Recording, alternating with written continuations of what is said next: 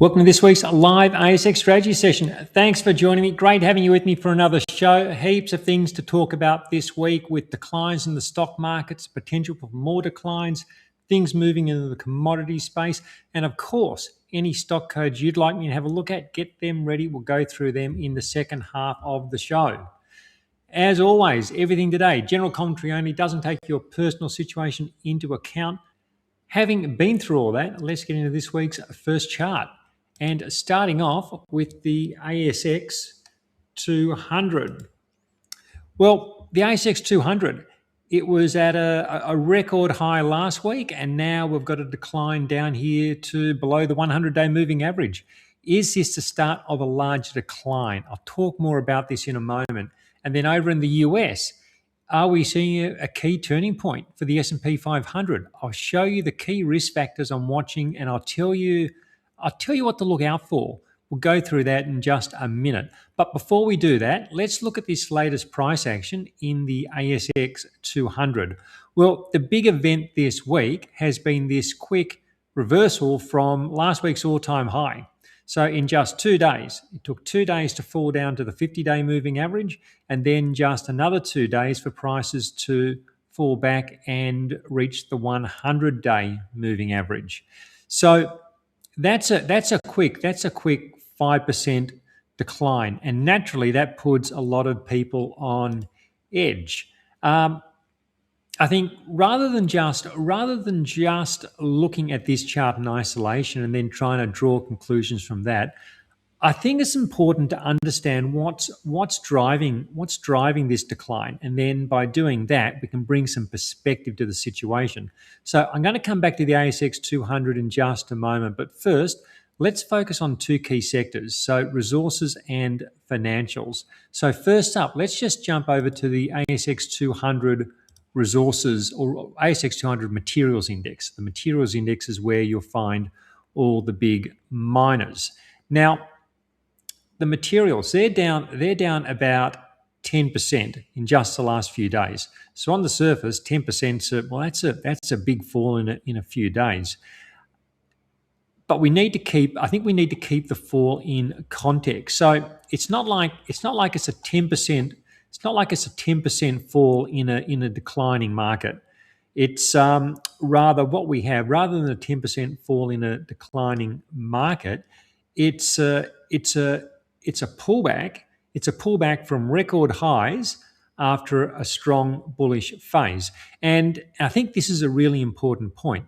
The underlying structure remains bullish. So look at these moving averages. You've got the 50-day and the 100-day moving averages. So these moving averages continue to rise, and prices are still basically above the moving averages. So this continues to be a bullish structure, and it currently is not set up for a long-lasting decline. That's not to say the bullish trend won't break down or can't break down. At some point, it almost certainly will. But at this stage, this bullish structure that's been in place for around a year now, it does remain intact. I think we should view this week's decline. As a pullback within a rising trend, not the start of a new bear market. We just don't have the evidence to say this is the start of a bear market at this point in time. And we see this type of price action in just about every bullish trend. Like, you can just go back through any market over any time, and you'll find where you get big bullish trends, you get the scary sell-offs that come along with them. And many of those pullbacks, or most of those pullbacks, don't lead to long ongoing declines. Just look at the last few pullbacks in the materials, where we got above moving averages, came back to them, prices consolidated, they move up. This time does not need to be any different. It may well be consolidation before ultimately going higher again.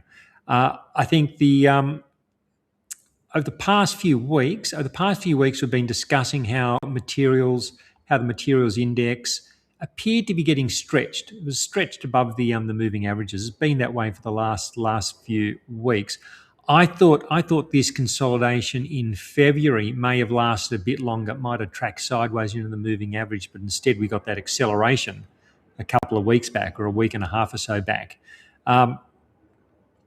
maybe it's a case now that a longer consolidation is now starting from a higher level rather than where I thought we're going to continue consolidating. Maybe that consolidation starts now from that higher level. I think the important point is that this remains an uptrend. There could be several more weeks, could even be several months of choppy price action where it's just difficult, it's just unpleasant, and prices could pull back further during that time. Nothing's to say prices can't ultimately come back to the 100-day moving average. But as I say, that trend remains up. Last week, I said I wasn't in a hurry to buy. Prices were getting stretched last week. I said, look, it's all about I want to stay with the trend, but I'm not in a hurry to do much buying while prices are stretched. And that remains the case now. I'm still not a keen buyer just after a sharp decline. I'd rather see prices stabilise. But then also saying I'm not a panic seller either. My plan is to give winning positions plenty of room to move around, wide trailing stops. It's how we see off pullbacks and sharp pullbacks at times when they occur. Is this a passing pullback that leads to a new high? Time will tell, but I think the play is to manage risk with those wide trailing stops and give it time to hopefully stabilise. Coming over to the financials, so this is the ASX 200 financials index, and of course this is the other big sector in the local market. We've been discussing the likelihood of consolidation over the last couple of weeks, and that followed that strong move from below the moving averages to above. Often when that happens, you get a pullback towards the averages. That's what we're seeing now. So really the pullback in the financials probably shouldn't be that surprising. And I think that the key now will be whether prices can in fact stabilise around the moving averages. The next few days I think are going to be important in that respect. If the pullback were to continue at the current rate, then prices are back below the moving averages, and then maybe we're looking at the potential for a big range developing. But at this point, let's see whether prices can stabilise and hold above the moving averages. So again, it's not a bearish structure. Either way, whether it be holding the moving averages or pulling below them, it's just not a bearish structure in financials. I think the way to approach this is that this is a consolidation within what's still an overall upward trend.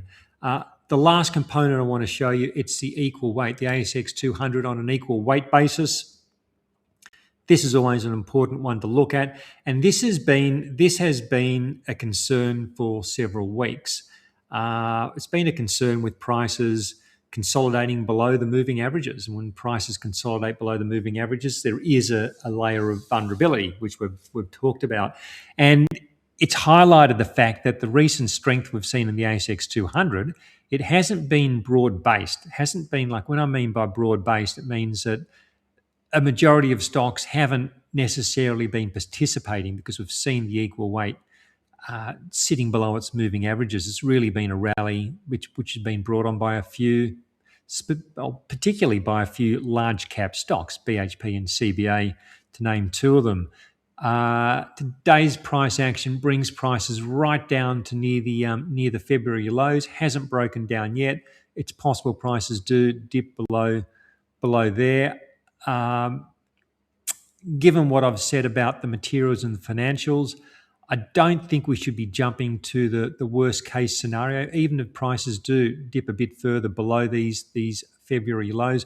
One possibility is that prices, they're testing the lows at the moment. Maybe they go below, but then do they attract that all-important follow-through selling? Perhaps we get a dip below and then a snap back. I think it's a case of watching how this develops and managing risk accordingly, and using the materials and the financials as a key guide to what the biggest driver of the ASX 200 is currently doing. Just quickly coming back to the ASX 200, there's a lot to weigh up at the moment. Much of it is conflicting. I think the benefit of the doubt goes to the incumbent trend. The incumbent trend remains to the upside. But I think there's certainly heightened uncertainty and the potential for this pullback to develop or at least continue to consolidate, I think that that uncertainty is very much there, and the pullback probably likely to persist over the next several weeks, at least consolidation at the minimum. My approach here is to keep holding profitable positions, but then having that plan to sell stocks that clearly break down. I also want to be slow to buy. Again, something we've spoken about in recent weeks, being slow to buy until we see signs that, or at the moment, until we see signs of this dip being bought. I don't think there's a hurry to race in and be buying at the moment. We're going to go to the US market next.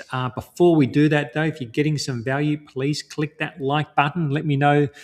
Let YouTube know that you're watching. When you click the like, YouTube shows other people, and that helps me heaps when you do that. And leave a comment. What do you think? Is this a key breakdown or a key turning point, or is it going to be a temporary pullback before higher levels later in the year? Let me know what you think in the comments below. All right, S&P 500. Let's go over there next. And I think this is getting very close to crunch point. The S&P 500, it's coiled up. So it's coiled up in its tightest range for the start of the year ever. So from January through to the start of March, this is the tightest range the S&P 500 has ever been in. Fear is building, lots of concern about an imminent breakdown. The one thing that's almost certain is that this ranging period is going to end, and when it does, it's likely going to lead to a strong momentum move. We just don't know. We can't know which way that's going to be. Very interesting price action on Tuesday. So just zooming in on Tuesday. So prices opened. They quickly broke below the 100-day moving average. I've got the 50 and the 100-day moving average on the chart. So they quickly opened and traded below the 100-day moving average. And in doing so, took out these two lows from February. So that was a potential breakdown point. But the S&P 500, look at this, it didn't attract that follow-through selling. And instead, it rallied through the day, closing up near its high. So that was an important buy the dip moment. The S&P, when it was in a vulnerable position, it held and it rebounded. I think Tuesday's low. I think this low on Tuesday is likely to be a key level. This is where the line really needs to hold. I think a retest and a break of Tuesday's low. So if prices were to come back in the next few days and retest and break Tuesday's low, well, then that potentially sets up a scenario for a fast decline towards the November low at around 6,500. So as I said earlier, I think this is close to crunch time for the S&P 500. By the way, this isn't what I'm predicting is going to happen, but I'm just saying if this low were to break, I think this is what we need to be prepared for. May not work out that way. That is a risk, and that is a possibility we do need to consider. The Nasdaq, moving over to that, the Nasdaq tells us a similar sort of story. Like just looking at Tuesday first, it opened, traded down to its low, marginally broke below February's low. From there, it was a strong rally into the close. So again, I think this level on Tuesday remains a key level for the Nasdaq. If prices can hold there, well, then the potential to get back above the moving averages and this whole thing starts to build again is certainly alive. But a break below Tuesday's low, I think, opens up that downside risk. Coming over to the Magnificent Seven, this is an ETF which tracks those big seven stocks, Apple, Nvidia, and the like. Really important part of the puzzle we've been watching in the last few weeks. Again, prices tested this February low during the week. It didn't break. It held. It's since had a modest rebound. I think this Magnificent Seven remains. It does remain vulnerable. It remains vulnerable while it's having this shallow consolidation below declining moving averages. But it hasn't decisively broken down. We do have this series of lower lows developing, but we don't have a decisive breakdown at this point. So I think what happens right here and now, I think this is critical. The risk is that we get a break to new lows, and then that sets off a cascading decline, where you can see it's you get decline, rally, decline, shorter rally, decline, shallow rally, and then you get the cascading effect, and you get that larger decline. That's the risk with this current setup, consolidating below declining moving averages. Doesn't mean it's going to happen. That's the risk. I think to disengage that risk, the Magnificent Seven they really need to put in a couple of strong days, reclaim the moving averages. With the S&P 500 and the Nasdaq set up the way they are, I think like a couple of strong days, I think it's entirely possible, given a lot of people appear to be positioned for the worst already, like record buying of put options and such. I've seen, like, there seems to be a lot already factored in for the negativity. While it'd certainly feel more comfortable to flip to the side of the bears and go, look, this is terrible, it's all going to break down. There are there are plenty of points of concern as we've been going through. I'm still leaning to the bullish side. And that's an interesting point to just quickly expand on. I said it would feel more comfortable to be bearish. Here's the thing. In my experience, what's comfortable is often wrong. And that's probably because a lot of other people are positioning the same way. They're positioning the way that feels comfortable. And I think it's about when you're uncomfortable, being uncomfortable often proves to be right. And at the moment, I think holding the line and staying long at a vulnerable time, well, that's certainly uncomfortable. And I think that discomfort is an indication that it's probably the right thing to do at the moment. Doesn't mean it's going to work out, but it means, I think it's over time, doing what's uncomfortable often proves to be the right thing. Not doing what's easy, not doing what's comfortable. I think that's the play here. Coming over to the equal weight, S&P 500 equal weight. And I talk about doing what's uncomfortable. And this is one of the reasons why when we look at the equal weight, it's still holding above rising moving averages. So participation in the S&P 500, it's still supportive. It's still supportive. This is by no means any sort of breakdown happening here.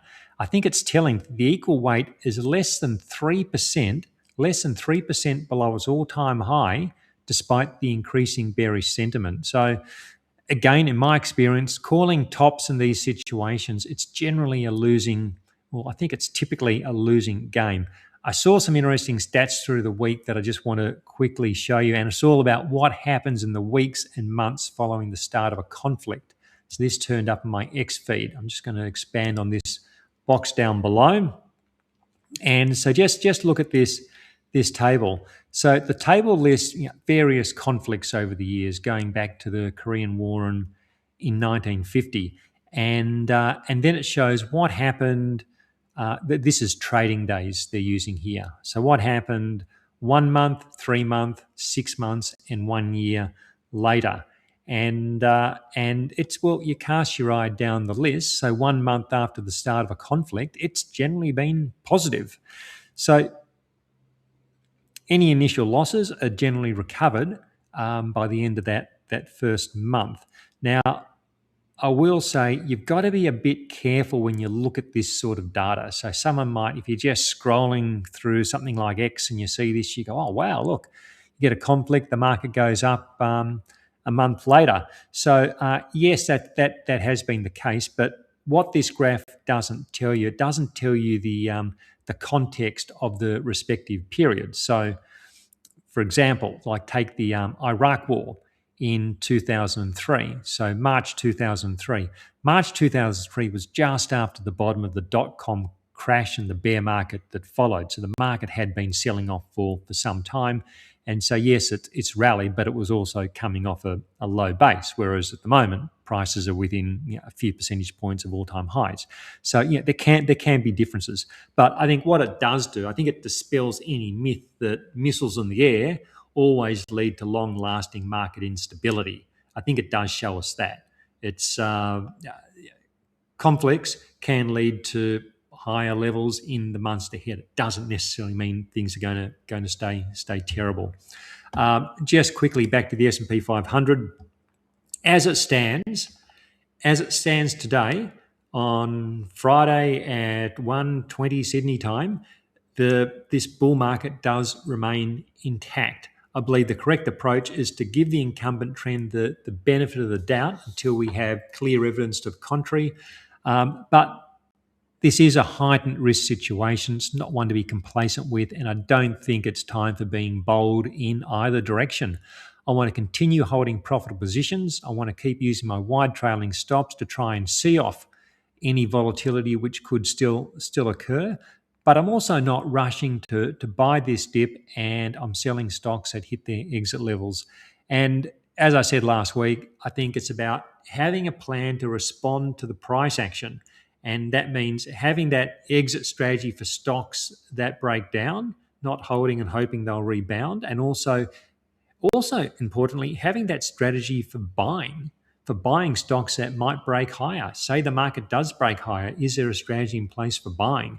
For me, it's all about repeatable success, using that good approach, good, robust strategies over and over again, over time.